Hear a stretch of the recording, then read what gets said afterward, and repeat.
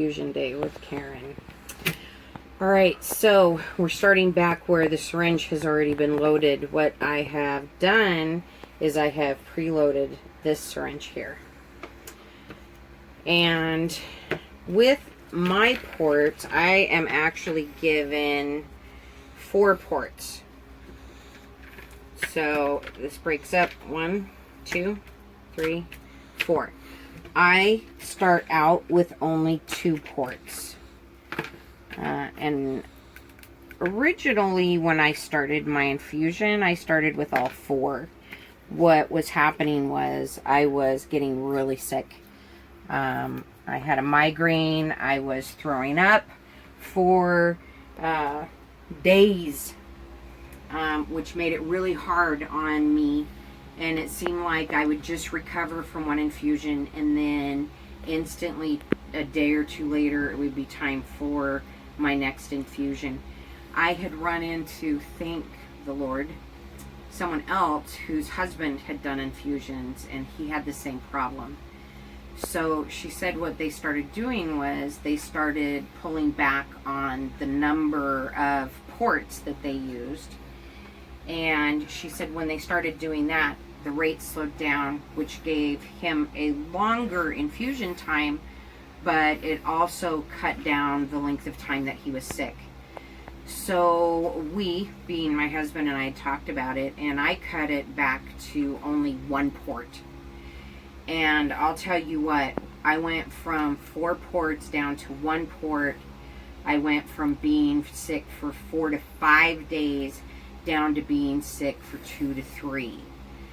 Now I'm actually up to 2 ports that I use a week, and my infusion time, or my sick time, is usually around 24, 48 hours.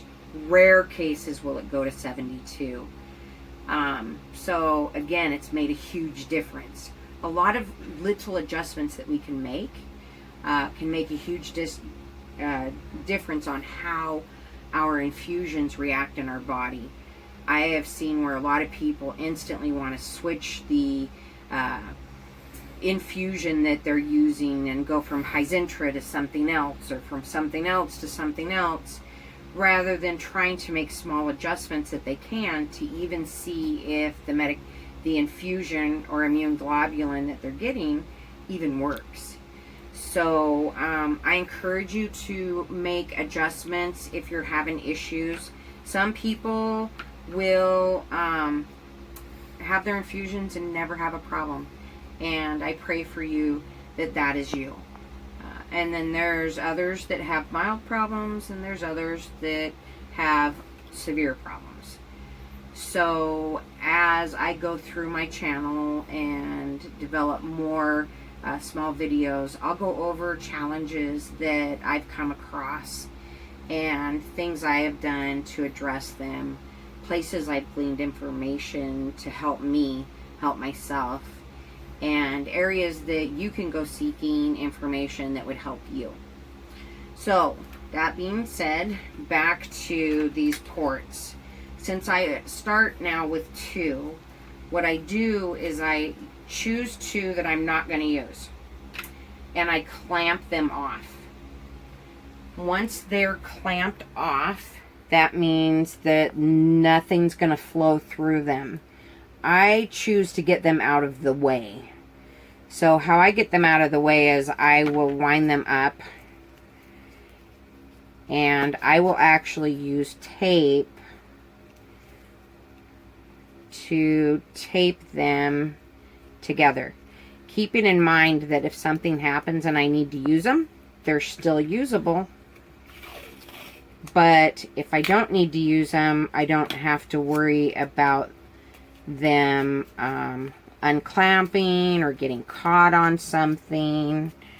When you're not using something and it's got long cords, that's always a concern. You always want to make sure that you have got the least challenges to face while you're having an infusion. So I will wrap these up, tape them off. Now these are done. I'm done dealing with these. Now, we have these two that are ready to go. So, even though the line has been attached to the syringe, the immune globulin has not been fed through. So, hopefully, we will be able to get enough of a shot this time where you can see it run through the line. I'm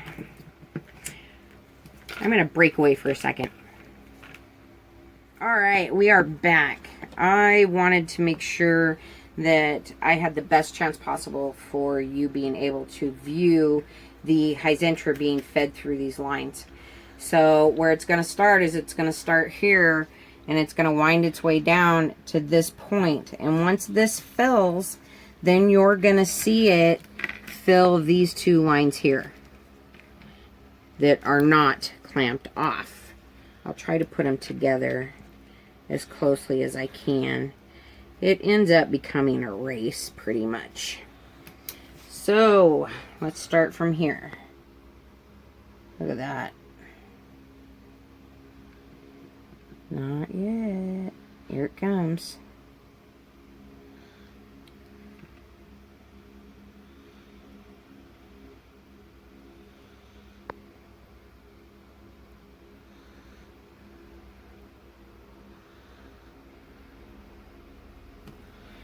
Okay, when you get about there, you're going to want to pull back on how hard you're pushing on it. Because otherwise it's just going to keep going, and then you're going to have Hizentra all over the place. I actually pull back just a little bit. And now we are ready to get going on attaching this. So we do have a lot of little stuff to clear up, but let me show you what I do to get started on my infusion. First thing I'm going to do is I'm going to open up 2 of these 2x2 pads. The reason why I do this is I have found that sometimes these, when they're in, they leak. And when they leak, you're getting Hizentra everywhere. So I've basically discovered something that has helped me not have an issue with my ports leaking after they're placed. And I don't know if that's just because of the extra pressure on them or what, but I know since I've started doing this, I have not had an issue with it leaking at all. So that being said, I personally get comfortable in my pajamas before I do my infusion, because having something that is comfortable is always best. You're just gonna have to get past my little fluff tummy here. What we're gonna do, I do mine in my stomach. We can do them in our stomach. We can do them in our arm. We can do them in our legs. We can do them on our back, of our hips, upper buttocks, wherever is the most comfortable for you. I have tried them in all of those places.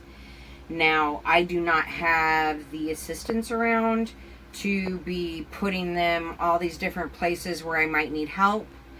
So that being said, the places that I can put them, my legs, my arms, and my stomach, I have found that my stomach is the most useful, simply for the fact that I don't sit still when I do my infusions.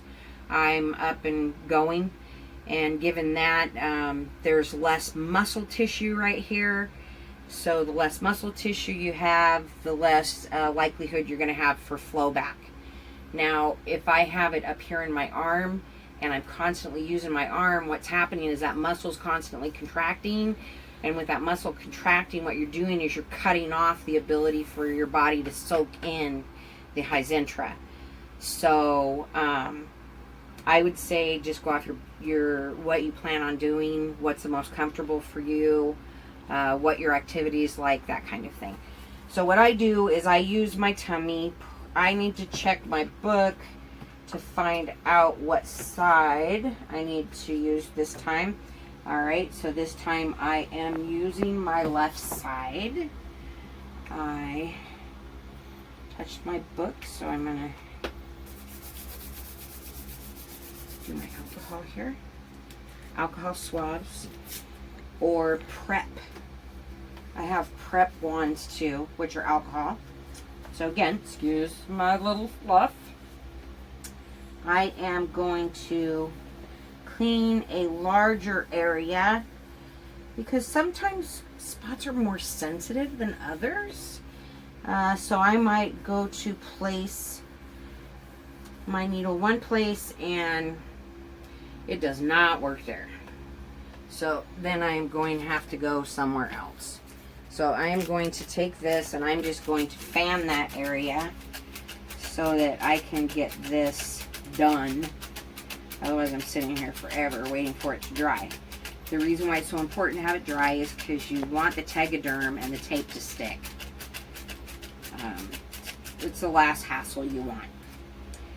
Alright, so coming close. Here I want to show you something. In this port right here that we're going to use, this has this protective cover. If you'll notice, the Hyzentra continued through and caused this little bead on top. So we're going to pull this off, this protective covering. I'm going to set that down. There's this little itty bitty teeny weeny needle there. It's very sharp and very tiny. So I'm going to hold these wings like this, and what I'm going to do is I'm going to find a spot on my stomach. Now I have stretch marks, and they don't recommend that you go in through stretch marks. Kind of hard for me to do because there's so many. Okay, that one went in fine. Sometimes if you just set it on your stomach and you give it just a little bit of pressure, it will just nicely sink in and you won't even know it happened. Now I fold the 2x2s in half. I place them in the middle of the Tegaderm. Now I'm going to place this over the top of the stretch part right here. Can you see that? So again, the 2x2 is going to go over the top, just like this. Now, with the Tegaderm and the 2x2 in half, that gives extra pressure. What these are given to you in this package is just to put the Tegaderm over the top of this particular port that you put in. So, and you're going to peel this paper off so you're not having to deal with it. Make sure that this is all pushed down. Now, we're going to do the second one. Again, remember to pull this little plastic piece off. We're supposed to be 2 inches away from the original needle, but when you look at this plastic piece and the plastic piece on here that wings out, that's your 2 inches. So you don't want to go right above it and you don't want to go right below it. You still want to honor those 2 inches. So I kind of try to go off to the side. Today my stomach tissue is not sensitive, so I'm not having to move it around. I have days where I have to move stuff around. But if I just sit here and talk to you and apply just a little pressure, then before I know it, it's all in. Now again, I'm going to fold this in half. You might need to do this with someone helping you for the first, few times. I know I did. My husband was here to help me. My kids were here to help me. They all had to learn. In the event, we always came up with, in the event that I can't do it, and I need someone to, then I need to know that they know how. So we made sure everyone in the family knew how. Alright, so this part's done. Notice that everything's all pulled away. The next most important thing to remember is, even though these lines are in, they cannot be in a vein. So what we're going to do is we're going to pull back on this syringe, and we're going to look. We're going to look here, and we're going to look here. And if blood comes back into either one of these lines, I now have to change one out. So let's hope that we got this right. So I'll hold this close. We're going to pull back. No blood. Notice how far in it goes. Look. See, it even sucks some air in with it, which is okay. That air's alright, but no blood came back with this. So, now my personal next step. Again, I just do what I think works for me. Alright, so I've gotten to that part. I'm not really concerned about being super sterile now. I'm going to take my gloves off. I'm still going to alcohol.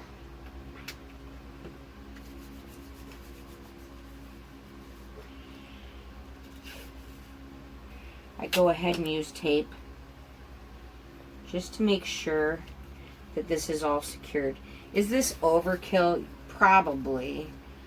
Why do I do it? Again, I just don't sit still during my infusions.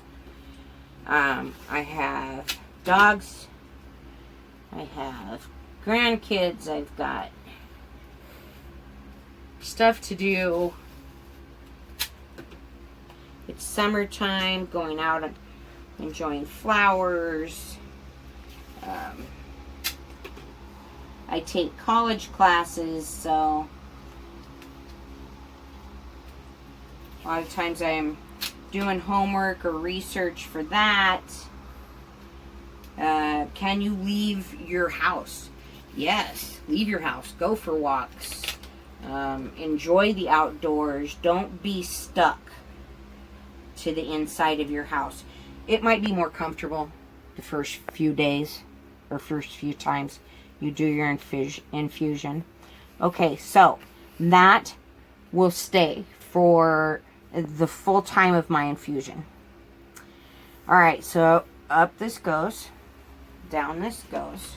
Now, next thing is I take this syringe, and this is where this machine comes in. We're going to load this into the machine. Never force it. If you're forcing it, there's something wrong. So make sure it's lined up correctly. You should be able to push it and set it down here just fine. We're going to flip the switch, and voila, my infusion is started. So since my infusion is started, and I do, I am going to place this in here. I'm going to put this over the top, and I run around wearing it. And it gives me the ability to keep checking on it, looking at it, to make sure, you know, when it's done, then I can swap out for the next syringe. Now with this syringe, what I do, because I like to clean up, remember this little piece here I had? I'm going to take this needle off. I'm going to take this plastic piece and put it on. I'm going to set this syringe here. Now, before I can throw away these bottles, I need these little stickers off of here. I'm going to go back to my book that I have, which I'll show you how to get those.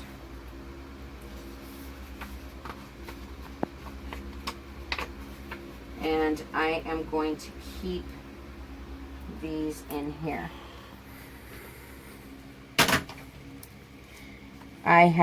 There's one book a year that you get. So one of these books will last you a year. Within the next week or less, I will be going over how to get this and apply for assistance with your payments of insurance and that kind of thing. We are taking our supplies here and we are putting them into our Sharps container. Once something's put in here, you never take it out. So if you forgot to pull your labels off, leave it alone. Nothing is worth getting stuck. Alright, I hope this helps. If you have any questions, please feel free to ask. Put a like and a comment if this was beneficial to you, and please subscribe to my channel, because I promise you, you will obtain some very useful information. Thanks, and have a great day.